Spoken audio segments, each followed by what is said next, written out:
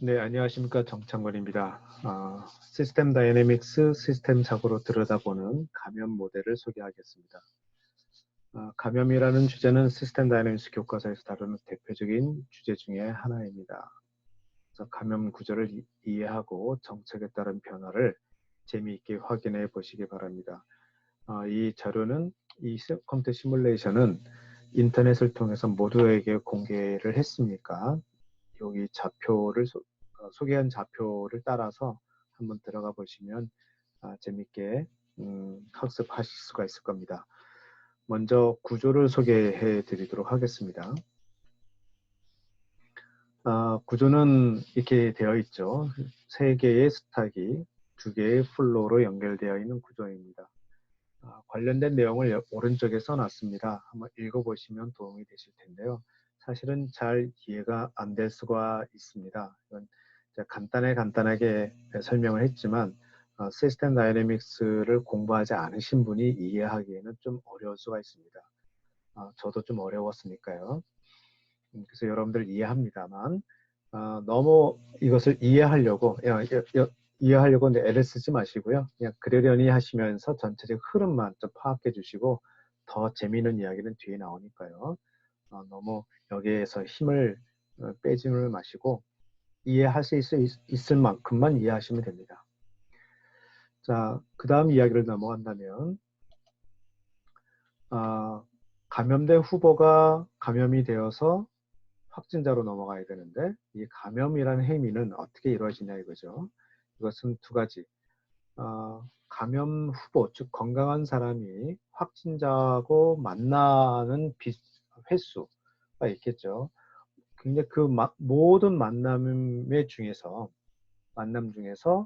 이 감염 후보와 확진자가 만나는 그 건수, 그 만남에 집중해야 되는데 그 만남 중에서 몇 %가 감염될 거냐 이거죠. 이제 그걸 계산하는 겁니다. 관련된 내용이 오른쪽에 쭉 소개를 좀 해놨습니다. 한번 좀 확인해 주세요.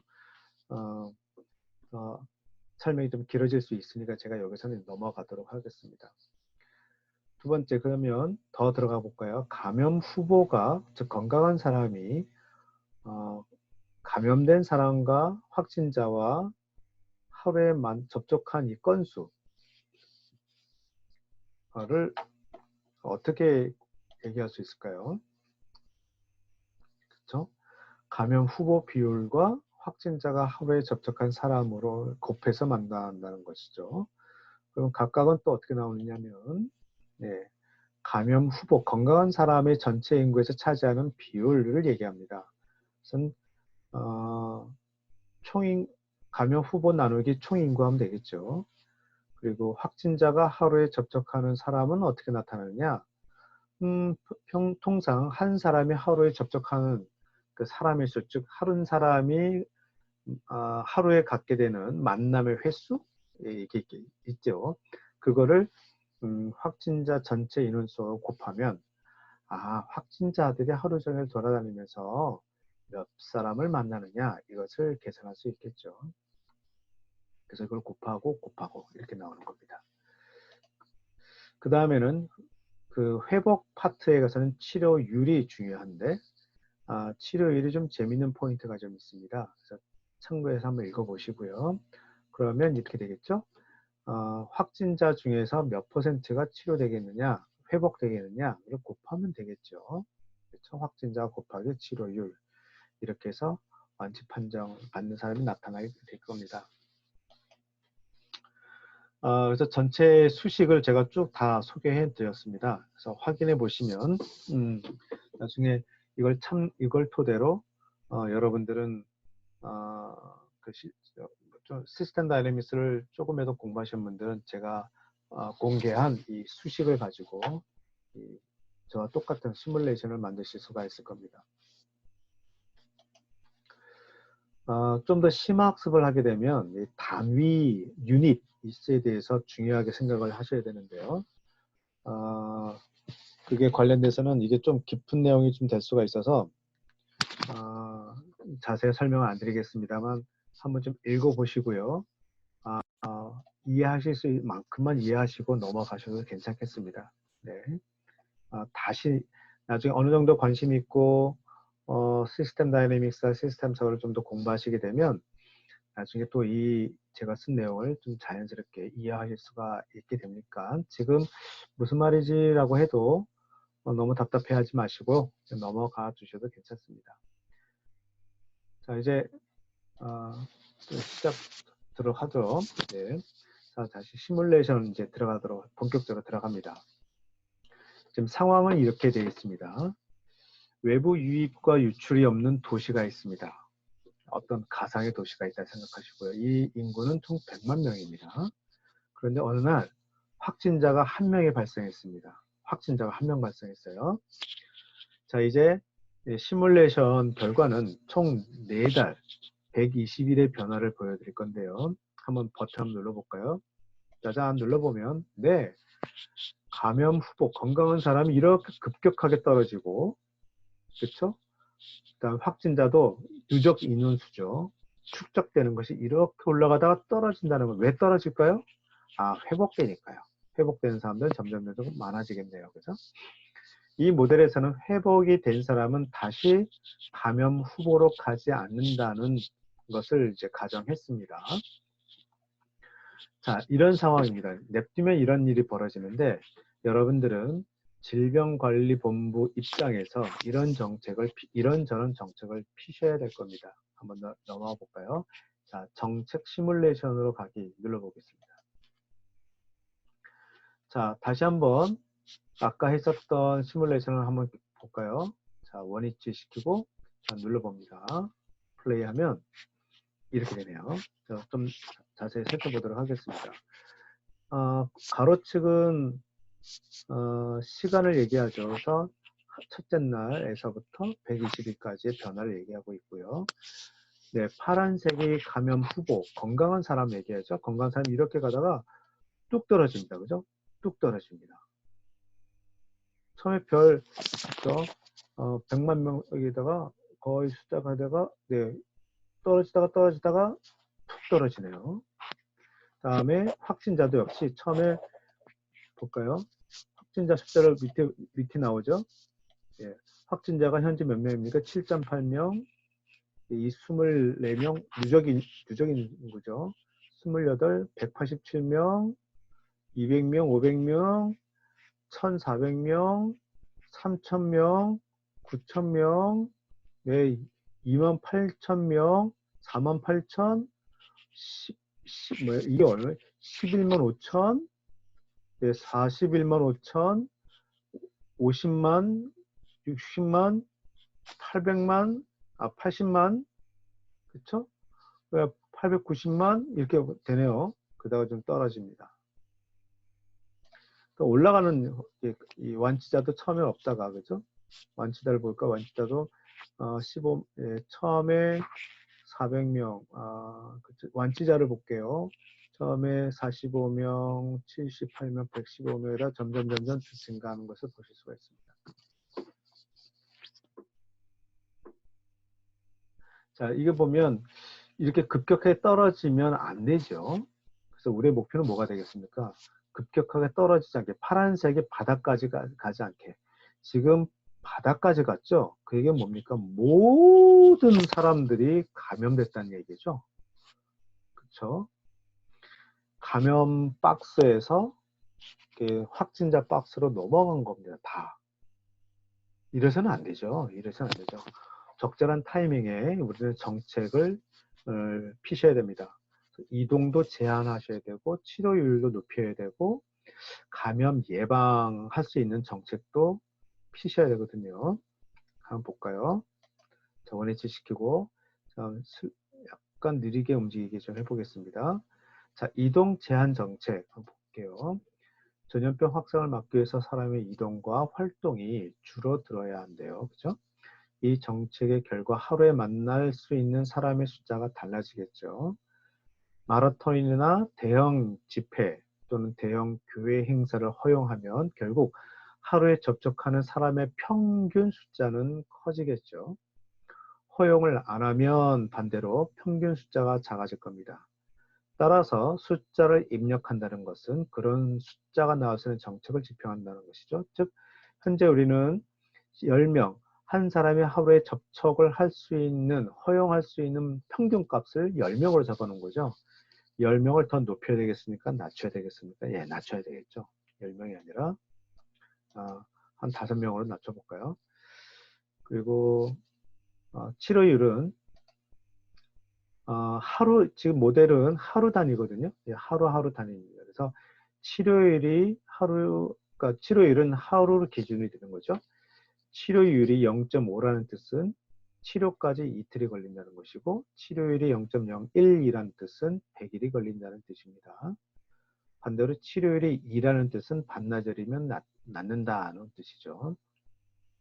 자, 아무튼 치료율이 높아져야 되겠죠? 아쉽게도 우리는 아직 치료약이 완벽하게 개발되지는 않았죠. 네. 그다음에 감염 예방 정도를 볼까요? 네. 감염될 확률을 조정해야 됩니다. 사실 감염될 확률을 좀 더 깊게 들어가면 두 가지로 나눌 수 있지 않을까요? 하나는 바이러스 자체가 갖고 있는 이 감염률. 저는 그걸 이 자체적인 감염률이라는 표현으로 intrinsic infection ratio라고 표현했습니다. 근데 그거와 별도로 사람들의 위생생활 수준도 중요하지 않나요? 그렇죠? 요새 기침할 때는 팔꿈치로 해야 된다, 손 씻어야 된다, 마스크 써야 된다 이런 얘기 하잖아요. 그렇죠? 위생에 대한 이야기죠. 따라서 바이러스 고유의 감염률이 치명적으로 높아도 모든 국민들이 마스크 착용을 생활하고 그다음에 손 청결을 잘 하면 신경 쓴다면 감염될 확률은 낮아지게 되겠죠. 그래서 여기서는 이제 합해서 이 두 가지의 요인을 합해서 그냥 감염될 확률로 했습니다. 현재 스코어 현재는 0.08로 되어 있네요. 최대값은 0.5고 최소값은 0%로 되어 있네요. 자, 현재 정리해서 말씀드리겠습니다. 현재 한 사람이 하루에 접촉할 수 있는 사람의 숫자를 평균 10명 정도로 허용된 상황이고요. 그리고 평균 치료율이 0.02 현재 상황입니다. 그리고 감염 예방 정책 강도는 대충 0.08 정도를 한 상태에서 확진자가 1명 발생했다는 말씀드렸잖아요. 그래서 진행이 되면 이렇게 됩니다. 네, 보면 네, 좀 더 가볼까요? 네.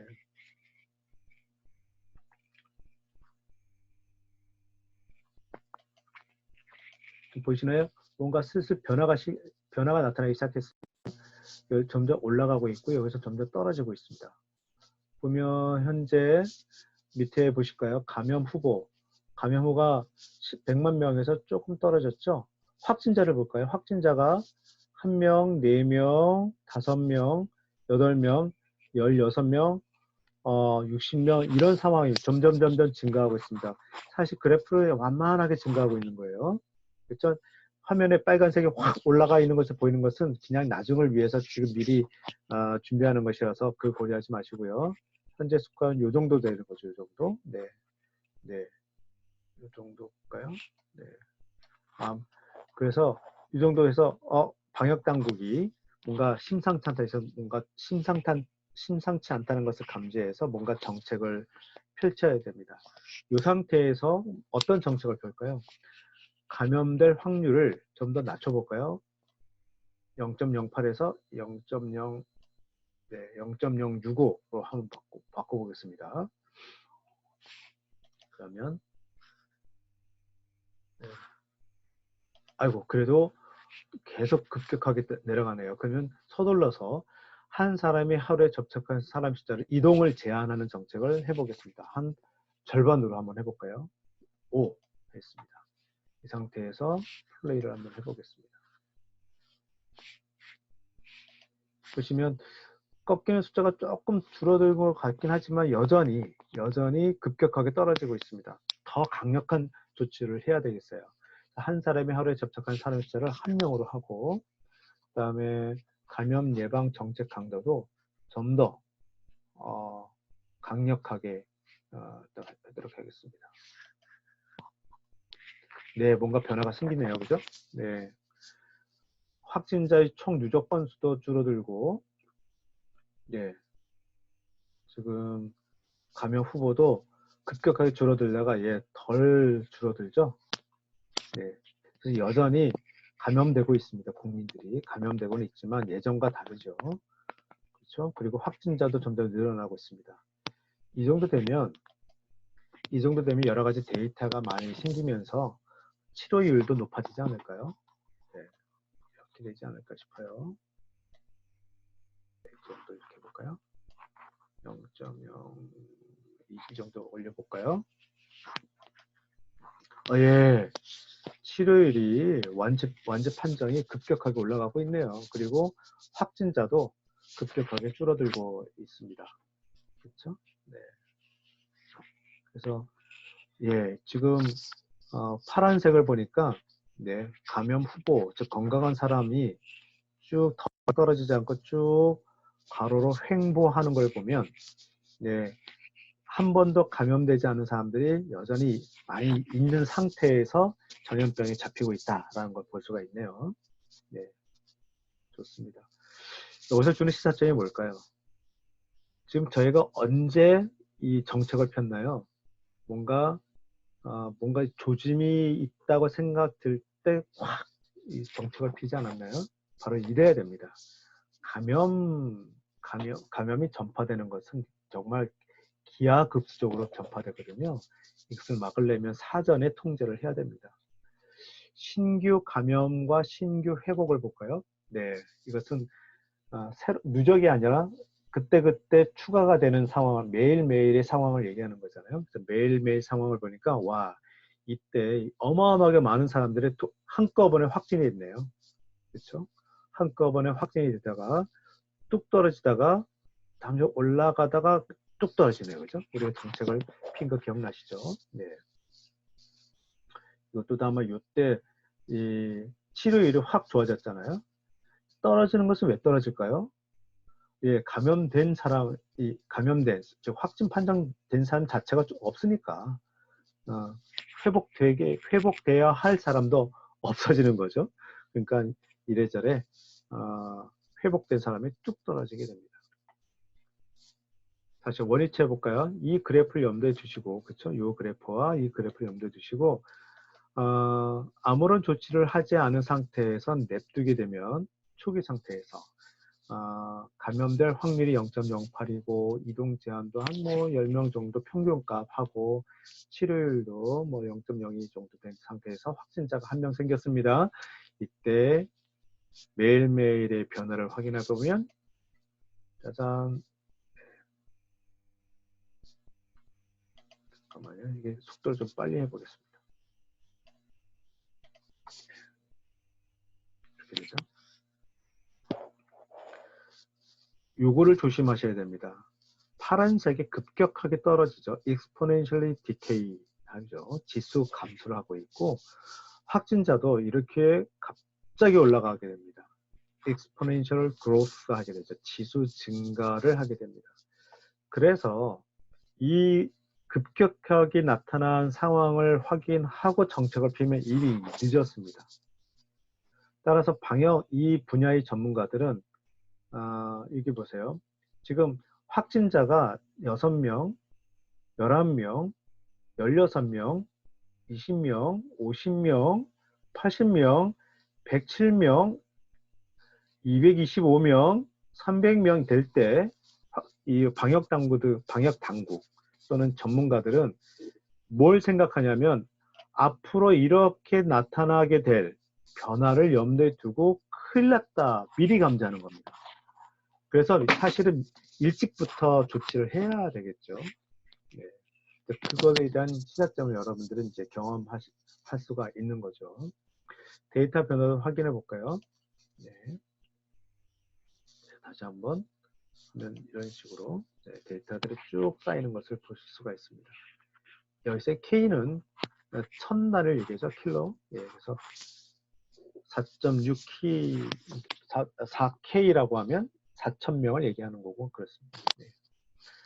자, 이걸 염두에 두시고 여러분들이 한번 이것저것 확인해 보시기 바랍니다. 특히 정책 시뮬레이션이 재밌죠. 아마 속도 약간 늦추시고 원위치 시키고 그다음에 이것저것 하면서 정책을 한번 좀 펴보시죠. 아마 타이밍을 잡기가 쉽지 않으실 겁니다. 즉 정책 시뮬레이션 하게 되면 지금 변화가 별거 없어 보여도 그때 새로운 정책을 피지 않으면 급격하게 변화될 양상을 미리 잡을 수가 없거든요. 근데 그걸 염두에 두시면서 이 감염 모델에 대한 어떤 정책적인 시사점을 여러분들이 같이 공유했으면 좋겠습니다. 오늘은 여기까지입니다. 혹시 이 내용을 보시고 궁금한 사항이라든가 의견 또는 소감이 있으시면 저한테 이메일이나 유튜브 댓글로 남겨주시면 제가 많이 힘을 얻을 수 있을 것 같습니다. 감사합니다.